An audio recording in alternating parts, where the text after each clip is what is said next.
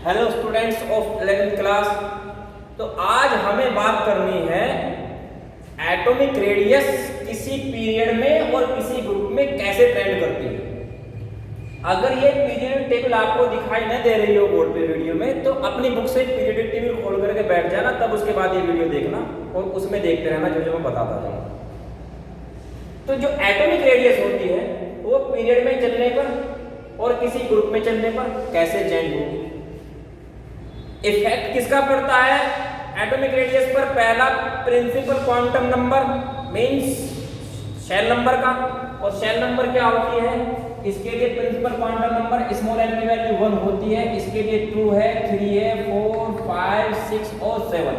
तो ऐसे चलने पर जो प्रिंसिपल क्वांटम नंबर है उसकी वैल्यू बढ़ती जाती है। दूसरा इफेक्ट बताया था मैंने इफेक्टिव न्यूक्लियर चार्ज का। अगर हम किसी पीरियड में लेफ्ट टू राइट चलते हैं तो इफेक्टिव न्यूक्लियर चार्ज क्या होगा? वो हमेशा बढ़ता जाता है। क्यों बढ़ता जाएगा? क्योंकि अगर इसका एटॉमिक नंबर 19 है तो यहाँ पर होगा 20, 21, 22, 23। और एटॉमिक नंबर का मतलब क्या होता है? किसको एटॉमिक नंबर बोलते हैं? Number of protons. तो अगर हम पीरियड में आगे की तरफ चल रहे हैं, एटॉमिक नंबर बढ़ रहा है, मींस नंबर ऑफ प्रोटॉन्स भी बढ़ रहे हैं। और नंबर ऑफ प्रोटॉन्स अगर बढ़ेंगे तो इफेक्टिव न्यूक्लियर चार्ज भी बढ़ेगा, क्योंकि प्रोटॉन्स कहाँ होते हैं? न्यूक्लियस में होते हैं। और न्यूक्लियस का चार्ज मतलब प्रोटॉन का चार्ज, नंबर ऑफ प्रोटॉन बढ़ेंगे तो चार्ज बढ़ेगा, और चार्ज बढ़ने का मतलब ये है कि इफेक्टिव न्यूक्लियर चार्ज बढ़ जा रहा है। तो इफेक्टिव न्यूक्लियर चार्ज बढ़ता है। एटॉमिक रेडियस पर क्या इफेक्ट होता है मैंने आपको बता दिया था पहली वीडियो में कि वो हमेशा एटॉमिक जो रेडियस होगी उसका जो साइज होगा वो हमेशा डिक्रीज होगा, हमेशा घटेगा। अगर प्रिंसिपल क्वांटम नंबर की वैल्यू बढ़ती है तो जो एटॉमिक रेडियस है, जो एटम का साइज है वो भी बढ़ेगा। अब हम कंपेयर कर लेते हैं यहाँ सोडियम की और पोटेशियम की। सोडियम का एटॉमिक नंबर है 11 और पोटेशियम का है 19। जो सोडियम का इलेक्ट्रॉनिक कॉन्फ़िगरेशन होता है वो होगा 2, 8, 1। और जो पोटेशियम का इलेक्ट्रॉनिक कॉन्फ़िगरेशन होगा वो होगा 2, 8, 8, 1। इसके लिए n की वैल्यू कितनी है? स्मॉल n की वैल्यू जितनी भी उसमें शेल होती है वही क्या होता है? Principal quantum number small n की वैल्यू। तो कितनी शेल है यहाँ पर? पहली, दूसरी और तीसरी। स्मॉल n की वैल्यू कितनी है इसके लिए? 3। पोटेशियम में 1, 2, 3, 4। तो स्मॉल n की वैल्यू कितनी आ रही है यहाँ पर? 4। मींस इसमें 3 सेल है, न्यूक्लियस और उसके बाद पहली सेल, दूसरी सेल और तीसरी सेल।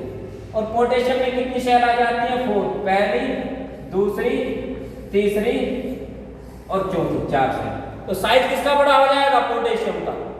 तो इससे आप समझ गए होंगे कि किसी ग्रुप में जब हम ऊपर से नीचे की तरफ चलेंगे, अप टू डाउन होंगे, तो एटॉमिक साइज, एटॉमिक रेडियस वो हमेशा इंक्रीज होगी, हमेशा बढ़ेगी। अगर हम पीरियड में आगे की तरफ चलते हैं तो यहां समझ लीजिए जैसे पोटेशियम है 19, उसके बाद है 20, 21, 22, 23, ऐसे बढ़ते जा रहे हैं। तो पहले वाले में 19 क्या है? इसका एटॉमिक नंबर। और एटॉमिक नंबर का मतलब क्या होता है? Number of proton. तो पोटेशियम में कितने प्रोटॉन है? 19 प्रोटॉन है। ये 19 प्रोटॉन इलेक्ट्रॉन को अट्रैक्ट करेंगे। उसके बाद जब हम कैल्शियम की बात करते हैं, कैल्शियम में कितने प्रोटॉन है? 20 प्रोटॉन है। तो ये भी इलेक्ट्रॉन को अट्रैक्ट करेंगे। किसका अट्रैक्शन ज्यादा होगा? कौन ज्यादा फोर्स लगाएगा? पोटेशियम लगाएगा कि कैल्शियम लगाएगा? जिसमें नंबर ऑफ प्रोटॉन ज्यादा है, जिसका इफेक्टिव न्यूक्लियर चार्ज ज्यादा है, वही ज्यादा फोर्स लगाएगा। तो कैल्शियम ज्यादा फोर्स लगाएगा। तो पहले इलेक्ट्रॉन इतनी दूर थे, यहाँ पर 19 इलेक्ट्रॉन थे। फिर कैल्शियम में इलेक्ट्रॉन कितने, प्रोटॉन थे। फिर कैल्शियम में प्रोटॉन कितने हो गए? 20 हो गए। तो 20 क्या करेंगे? उसको अपनी तरफ अट्रैक्ट करेंगे। फिर स्कैंडियम आ जाता है 21, और अट्रैक्ट करेंगे। फिर टाइटेनियम आ जाता है 23, 22, और अट्रैक्ट करेंगे। ऐसे क्या होगा? अट्रैक्शन बढ़ता चला जाएगा और साइज क्या होगा? घटता चला जाएगा। क्लियर होगी बेटा बात ये कि पहले अगर इलेक्ट्रॉन का साइज ये था, यहां से यहां तक था, तो फोर्स ऑफ अट्रैक्शन बढ़ा, ये इलेक्ट्रॉन नीचे चले गए।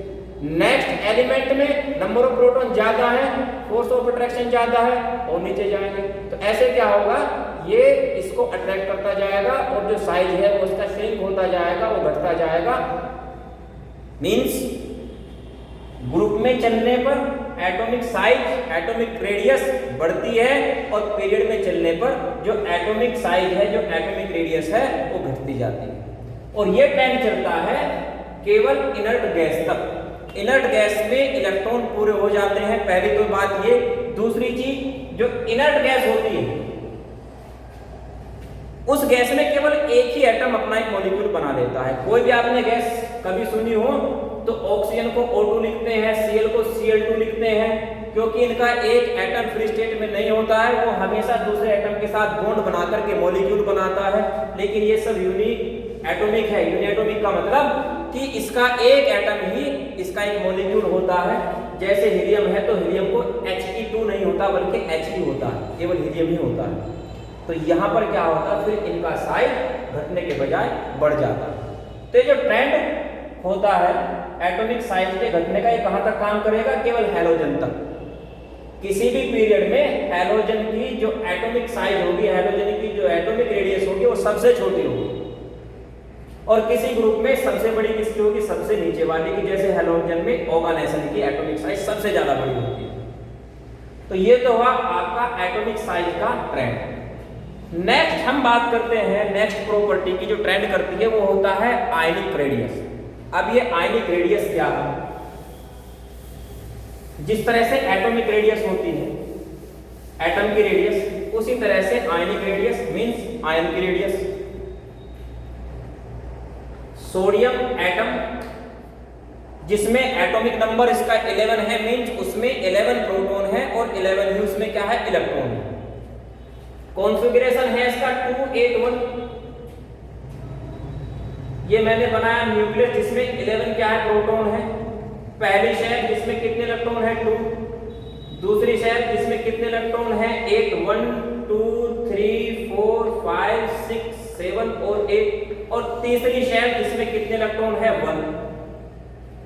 ये तो हुआ सोडियम एटम।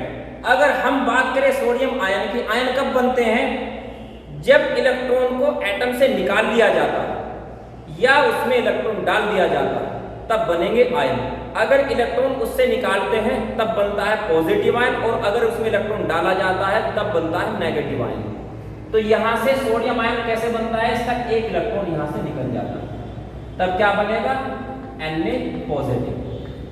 कॉन्फ़िगरेशन क्या हो जाएगा, 2-8, क्योंकि एक इलेक्ट्रॉन इसका यहां से निकल चुका है।